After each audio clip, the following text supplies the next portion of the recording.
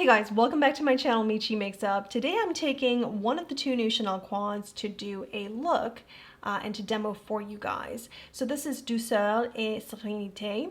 They also released at the same time this quad here, which is Lumière et Vibration. So I already did a look with this quad, and in fact I did a whole video where I did swatches of both quads, did a comparison, and took some other brands within my makeup collection and swatched them for you guys. So if you haven't seen that video yet, I will have a link above in case you're interested. And if you're new to the channel, welcome. If you're interested in Chanel makeup, I do review releases from every single launch that they have, or at least some releases from every single launch. So definitely subscribe, ring the bell to get notified every time new content is released.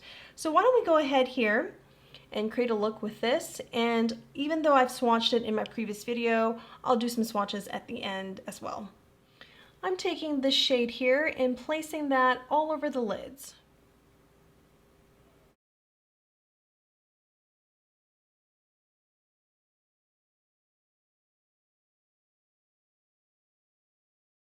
Then I'm taking the shade here and putting that on the upper lash line and blending it towards the center of the lid.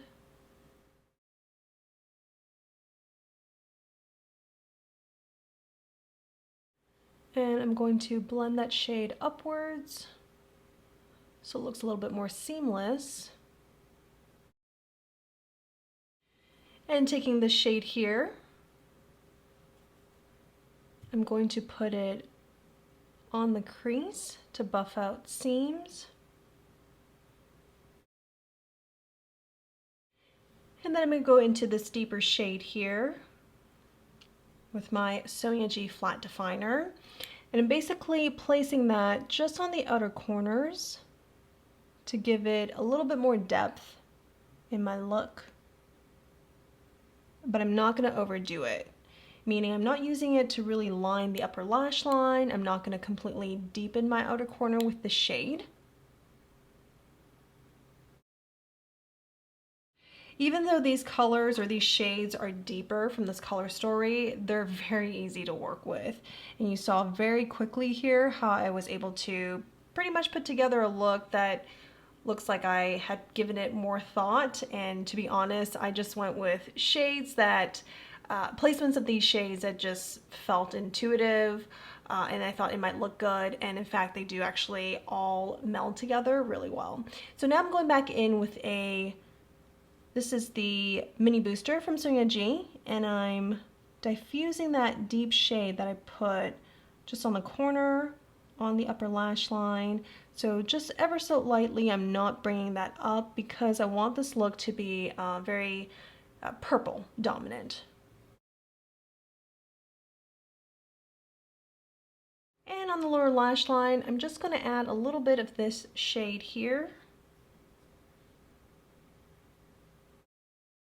Let's kind of bring the two parts together. I'm going back into the shade here because I do want to blend out that purple to make sure it doesn't look harsh.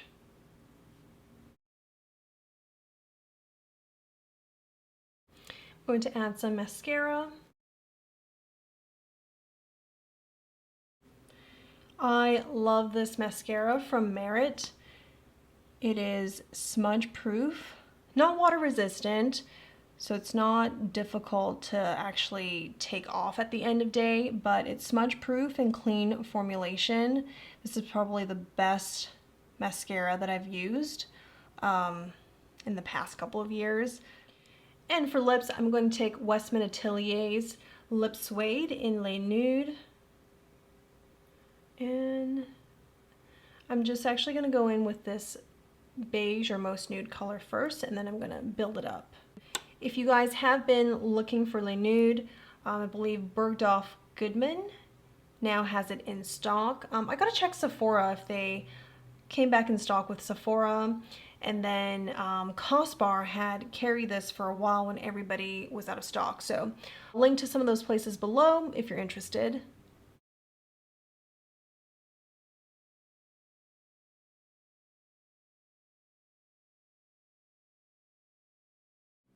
And now I'm going into this bottom shade here.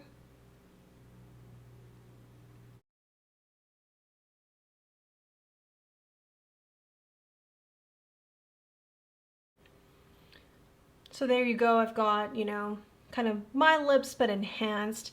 This lip suede gives you a satin finish and there's really not much of a sheen, but it gives me enough color to make my, I guess, natural lid pigmentation appear still natural but like a little bit more even. For highlighter, I'm going to go into Lisa Eldridge's Elevated Glow. This is in the shade Crystal Nebula, and it's a really oversized doe foot. You only need a little bit, a little bit. So I'm going to try to just do that. And I feel like that's already too much.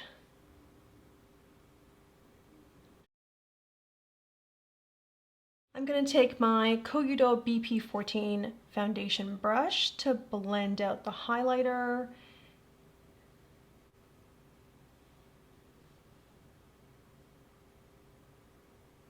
I feel like I have a lot more control over it with this brush, and I'm going to put some right here. I'm just going to dab it also from the doe foot.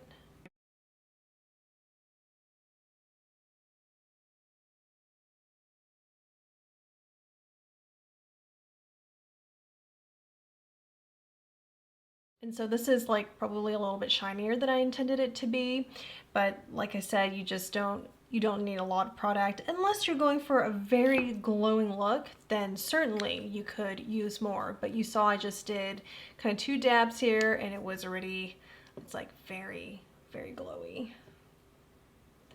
So I'd like to do some swatches before we wrap up on this video, because this palette does remind me of some other, you know, purple or mauve color story eyeshadow palettes that I have, so we can take those out and see how similar they might be. So this is the deepest shade, and the shade really comes across as like grayish green. On my wrist, it looks a lot more gray and like actually black. But it does a fantastic job of deepening or giving you some dimensions, and you could just put a little bit and not overdo it, so you got good control over it because it's not like a deep black matte shade. All of the shades here have a satin finish to it. This one is notably the only matte shade. The others are more metallic, but they go on beautifully, and I think whether you use this matte shade as a base before you apply the other shadows, or use it to kind of blend out any seams, either way it works really well, and it works extremely well to blend out seams, because now, you know, anything that I missed or I wasn't able to diffuse really well the first time around with this shade, I feel like it's not very noticeable anymore, and it just kind of blends right in together. So this is a really pretty quad, really pretty color story. When I did a review of both of these together, that first video I mentioned at the beginning, I was definitely more drawn to this because of this gold here and these, you know, seemingly very wearable shades. And indeed they are very wearable, but purple mauve shades and tones has a special place in my heart, and I am very drawn to this right now. I think it's really pretty. I think if you wanted to, you could focus more on this deep shade here to create a really smoky mauve look, but you can also achieve the same or similar effect using this shade as well, and then just, you know, use this kind of lavender or wisteria shade to lighten things up and bring more purple into your look. So very beautiful. I'm going to take out some Purple Color Stories eyeshadow palettes that I have, so we can see how and if we can find some similar shades. The 2 palettes that I have in mind that are just made for, you know, purple lovers is this one here from Viseart. This is their Étendue palette, Violette. I think we could compare these 2 shades here.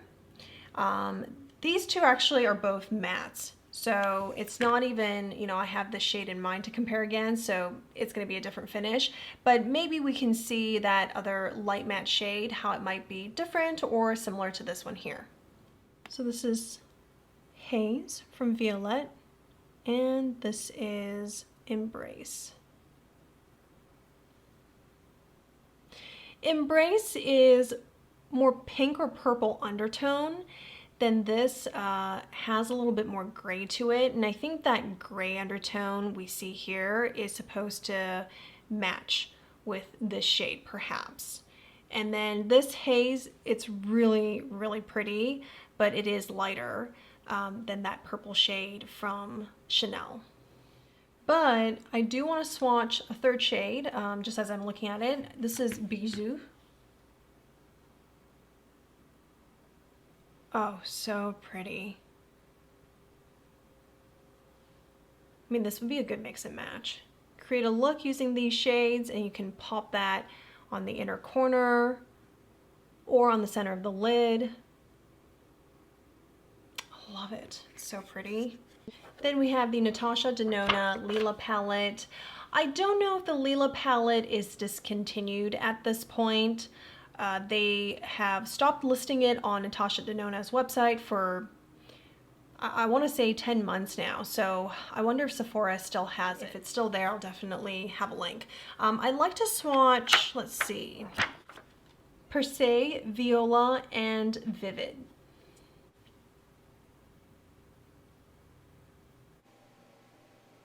It's Per Se, Viola, and Vivid.